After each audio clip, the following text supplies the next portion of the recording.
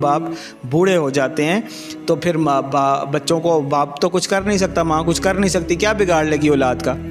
तो बच्चों को आदत पड़ जाती है झड़कने की, चीखने की, बुरा भला कहने की। मैंने भी आप लोगों को अपनी स्टोरी कितनी दफ़ा सुनाई है। ये जो कल परसों जिक्र हो रहा था जब मैं जमात इस्लामी में था, अब तो मैंने कल परसों आपको सबको पता है बाकायदा मैंने ऐलान किया कि मेरा इससे कोई ताल्लुक़ नहीं है, इस्लामी जमीयत तलबा से, जमात इस्लामी से, क्योंकि किसी भी सियासी जमात में शामिल होना इस वक्त अल्लाह ताला की नाफरमानी है। इस वक्त इमाम महदी की बैत करना सबके ऊपर फ़र्ज़ हो चुका है।